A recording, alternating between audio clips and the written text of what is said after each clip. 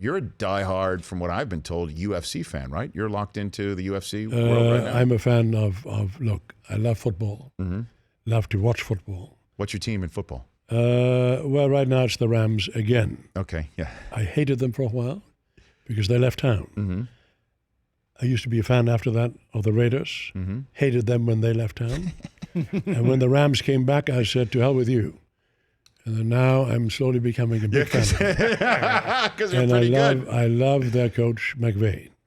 He is one of the first guys I've seen on the sidelines who doesn't have that macho swagger. You know, he's a real guy, very smart, unpretentious. Yes.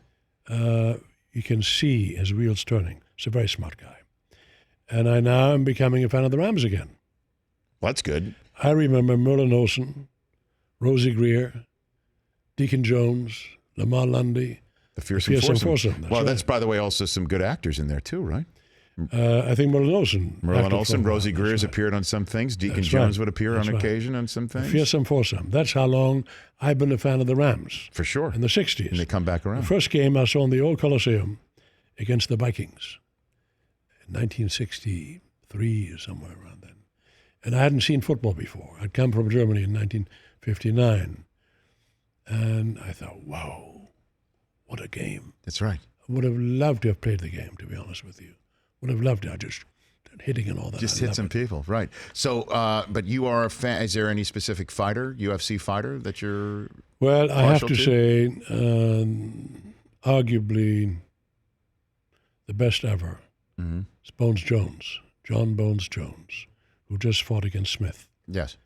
He was so dominant. Bones Jones had his best fight, his hardest fight, against Gustafsson, the tall Swede, about his same height, or a little taller, actually. Great fighter, great punches. Beyond that, Randy Couture, all those old guys, you know, enormous respect for them. And Hicks and Gracie. The Gracie family brought UFC, or Brazilian Jiu-Jitsu, to America. And they beat wrestlers, the top wrestlers.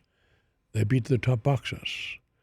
So Brazilian Jiu-Jitsu, Higgin Machado, Hicks and Gracie, the Gracie School of Jiu-Jitsu, I have great, great respect for. Eric Braeden here on the Rich Eisen Show, and we're noticed in a clip that we just showed in our television-only segment, one of your colleagues on Young and the Restless, who seems to be he's a very Sean McVay-looking dude, to be honest with you. That's right. Thad Luckenbill. Sorry? Thad Luckenbill. Thad Luckenbill. Who produced Sicario. Okay. 1 and 2. Very good. That's right. All right. So you're in a scene where you go back and forth with him, and then you proceed to kick his ass. Now, let me ask you this question. It looks like you. There's no stunt double? The old Eric Braeden boxing days? I used to box in 78th and Hoover, right here in the ghetto, and 108th and Broadway, and in the real ghetto gyms. Okay. You know? So that's the guy that we're seeing on screen right now? You're moving around. That's me. And Yes. Okay. Of course. I still do. Keep fit.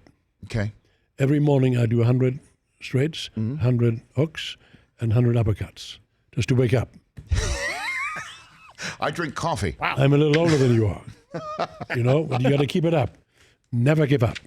Never give up. I like it. Never. Okay. You know? I do. I look forward to living that every single day. Do not go gentle into this good night. Rage, rage, rage against the dying of the light. That's Dylan Thomas. Remember the old Welsh poet, Dylan Thomas? Sure, of course.